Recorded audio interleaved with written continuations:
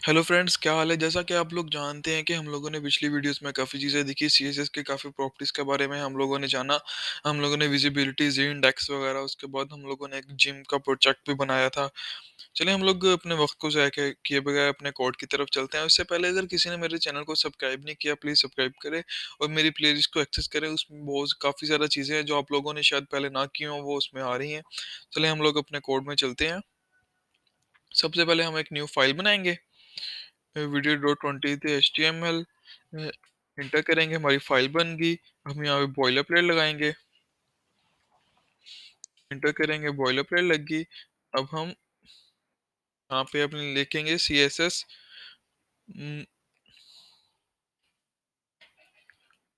Modes, C S S selectors. आज हम C S S के सेलेक्टर्स के बारे में बात करेंगे। सीएसएस के मोर सेलेक्टर्स के बारे में बात करेंगे कि मतलब सीएसएस में ज़्यादा और सेलेक्टर्स किस तरह से हम यूज़ कर सकते हैं, ठीक है। अब हम यहाँ पे हेड टैग में अपना स्टाइल टैग लगाएंगे, हेड टैग के बाद और स्टाइल टैग, और यहाँ पे हम लोग अपना स्टार्ट करते हैं, ठीक है। यहाँ पे हम एक सबसे पहले हेडिंग बनाते हैं। हेडिंग में लिखते हैं this is my heading, this is this is my heading. ये हमने लिख लिया। अब इसे हम सेव करके अपना लाइव सर्वर ओपन करते हैं। लाइव सर्वर ये हमने ओपन कर लिया। ये हमारा लाइव सर्वर ओपन हो गया, स्टार्टिंग ये ओपन हो गया, ठीक है। दिस दिस माई हेडिंग जो हमने लिखा था, मैंने इस भी लिखना चाहिए था। चले कोई बात नहीं, हमने लिखा है। जस्ट हेडिंग मैंने आप लोगों को बताना है कि हम और मोर सेलेक्टर्स कैसे यूज कर सकते हैं, ठीक है। चलिए हम लोग अपना यहाँ पे आगे, और इसे मैं क्लोज कर लूँ जो लाइव सर्वर का ऑप्शन आया, ठीक है। अच्छा, अब यहाँ पे ना हम लोग, यहाँ पे हम एक इस तरह से सीएसएस यूज करेंगे कि आप लोगों ने पहले यूज की होगी। क्लास दे के एक क्लास, पहले क्लास दी है, कस्टम क्लास दे के उसके नेम से उसको उसको स्टाइल किया है, ठीक है। अब हम इस तरह से यूज करेंगे, हम लोग को क्लास देने की जरूरत नहीं पड़ेगी तकरीबन, ठीक है। अब हम H1 में क्लास नहीं देंगे, इससे बगैर क्लास के यूज करेंगे, ठीक है। अब हम H1 और यहाँ पे डायरेक्ट लिख लेंगे H1, ठीक है। H1, क्योंकि हम ये हमारी सीएसएस फाइल है ना, स्टाइल स्टाइल टैग है, इसको पता लग गया है कि H1 बॉडी में जितने भी H1 है उसको स्टाइल कर रहे हैं, ठीक है। हम H1 को कलर देंगे। H1 को कलर देते हैं हम लोग, H1 को कलर ब्राउन दे देते हैं, ठीक है। ब्राउन कलर दे देते हैं। अब हम चेक करते हैं कि H1 को जो हमने स्टाइल किया है वो इसके ऊपर लागू हो रहा है या नहीं। अब ये देखिए ब्राउन कलर हो गया, दिस इज माई हेडिंग, वो यूज हो रहा है। अगर हम इसके अलावा और भी H1 यूज करें, उन पे भी ये चलेगा, देख लेते हैं लगा के। हमने 3 H1 लगा लिए हैं उसी कॉपी करके। अब देखते हैं, हाँ वो भी चले हैं, क्योंकि H1 है, हमने CSS में लगाया कि H1 के ऊपर ये चीजें लागू हो जाएं, और उनके ऊपर लागू हो रही हैं। ये हमारे और CSS के और मोर सेलेक्टर्स हैं, मतलब और भी सेलेक्टर्स मैं आप लोगों को दिखाता हूँ, वो भी बहुत ज्यादा इजी हैं। बाकी मैंने H1 डिलीट किए हैं। चलिए हम इसके बाद ना, इसके बाद एक डिव बनाते हैं, जिसको हम डिव बनाते हैं, ठीक है। सॉरी, क्लास नहीं, डिव। उसके बाद हम एक और डिव बनाएंगे, उसमें ना एक क्लास देंगे जस्ट। उसके बाद यहाँ पे एक पी टैग लगाएंगे। पी टैग के अंदर हम लिखेंगे लोरम वाला टेक्स्ट लिख देंगे, डेमी टैक्स, ठीक है, ये आ जाएगा। अब हम इसी पी को कॉपी करेंगे, लेकिन ये टेक्स्ट काफी बड़ा है, इसे ना कम कर दूं, इसे यहाँ तक ना कट कर दूं, ठीक है। अब ठीक है। अब मैं इसी को पी को कॉपी करूंगा, पी टैग को इस डिव के बाद भी पेस्ट कर दूंगा, एक बार सबसे लास्ट में भी पेस्ट कर दूंगा। अब चेक करते हैं हम लोग, देखिए हमारे 3 टैग्स आ गए, ठीक है। ये हमारे 3 टैग्स आ गए, सही है। एक हमारे रो के अंदर है, मतलब ये हमारी मेन डिव है, मेन डिव के अंदर एक डिव है, उस डिव के अंदर एक टैक्स है, और मेन डिव के अंदर एक टैक्स है, ठीक है। टैक्स मतलब पी टैग है। अब हम कहते हैं कि हमारे पी टैग है, जितने भी पी टैग है हम उनका कलर चेंज कर रहे हैं। हम उनका कलर रखते हैं, तेज ब्लू रख लेते हैं, ठीक है। अब हम चेक करते हैं कि ये इनके ऊपर अप्लाई हो रहे हैं। ये देखिए हमारे जितने भी पी टैग के अंदर टैग्स थे, जितने भी पी टैग थे, उनके ऊपर वो कलर अप्लाई हो गया है, उनके ऊपर जो हमने स्टाइल टैग लगाई है वो अप्लाई हो गया है, ठीक है? स्टाइल टैग में जो भी हमने की है, अब वो एक जो हमारा स्टाइल टैग है उसे उसे ये है कि जितने भी पी टैग हैं हमारे बॉडी के अंदर उनके ऊपर ये लागू हो गया है। अगर हम आप लोग चाहते हो कि मतलब इन ये जो है ना डायरेक्ट पी टैग लगाया है, इसके ना इसके आगे भी 2-3 तरीके हैं, वो भी हम करते हैं, ठीक है? ये तो आप लोगों को पता लग गया है कि पी टैग के अंदर अच्छा इसे ना एक कलर भी देते हैं, बैकग्राउंड कलर हम देते हैं लाइट सा देना है कोई ये ठीक है ग्रीन टाइप, ठीक है? अब चेक करते हैं ये मतलब अच्छा लग रहा है। हाँ ये ठीक है। अब हम इसको ये जो है ना इसको थोड़ा कॉपी करते हैं और हम पी टैग को कमेंट कर देते हैं, ठीक है? अब हम लगाएंगे डिव डिव के अंदर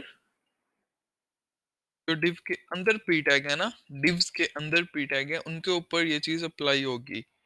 मतलब जो डिव से बाहर चली जाती है ना, उनके ऊपर ये चीज़ अप्लाई नहीं होगी। मैं आपको दिखा भी देता हूँ, मैंने लिखा है, ये देखें, ये 2 जस्ट ये फर्स्ट ये पहला और दूसरे टेक्स्ट के ऊपर अप्लाई हुआ है। ये कैसे हुआ है?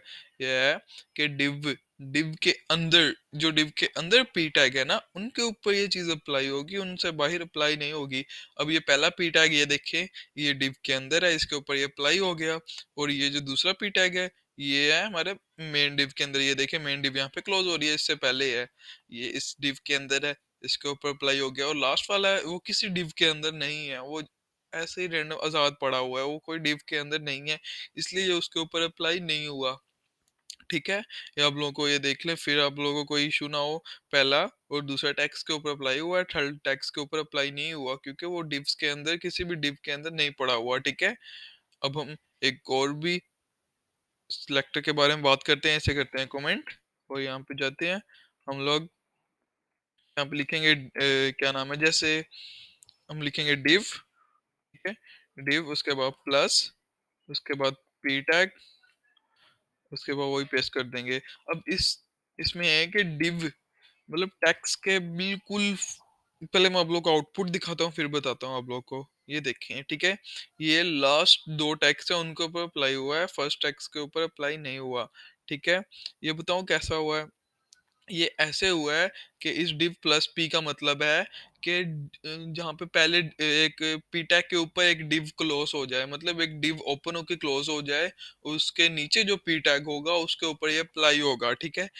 ये देखें, अब ये सेकंड ये जो है ना पहला p टैग है, इसके ये एक div के अंदर है, इसके ऊपर कोई div क्लोज भी नहीं हो रही, स्टार्ट भी नहीं हो रही, ठीक है? मतलब स्टार्ट होके क्लोज हुई हो डिव। अब ये देखिए हमारा जो दूसरा पी टैग है इसके अंदर ये देखें जिसकी क्लास रो है वो स्टार्ट भी हुई है डिव, यहाँ पे ये क्लोज भी हुई है, ये देखें। इसे मैं आप लोगों को बंद करके दिखाता हूँ।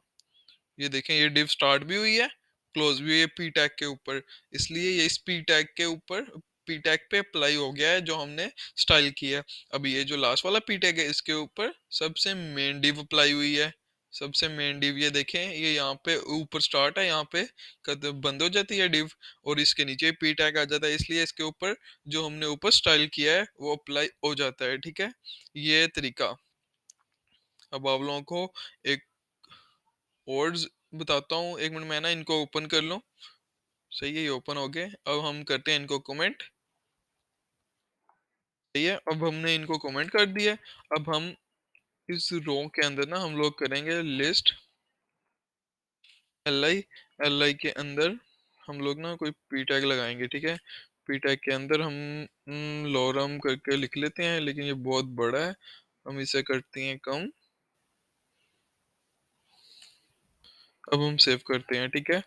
सेव करते हैं, इससे जस्ट हमारा ऊपर एक वो बना है, वो एक लिस्ट आइटम बनी है, लिस्ट आइटम के अंदर एक पी टैग बना है। लेकिन अगर हम इसको एक पी टैग के अंदर ना रखें, ये बिल्कुल साथ आएगा उसके, वो दिखाता हूँ, ठीक है आपको? बल्कि पी टैग के अंदर सही है, अब लोगों को बताना है मैंने कुछ।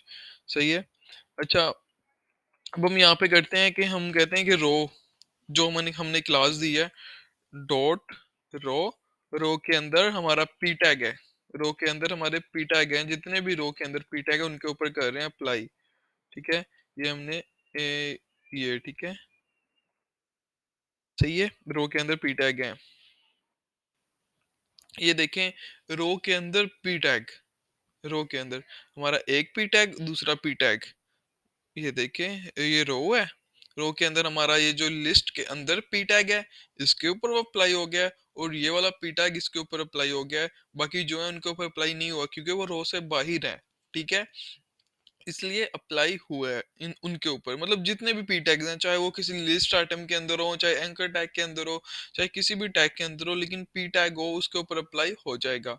अगर हम लोग यहाँ पे ना एक लगा दें, जैसे हमारा पहला पी टैग है वो लिस्ट आइटम के अंदर, अगर हम लोग कहें लिस्ट आइटम के अंदर जो पी टैग है जस्ट उसके ऊपर हम अप्लाई कर रहे हैं, ये जस्ट उसके ऊपर अप्लाई हो जाएगा, बाकियों के ऊपर अप्लाई नहीं होगा, क्योंकि हमने मखसूस उसके लिए हमने बताया कि जस्ट उसके लिए है।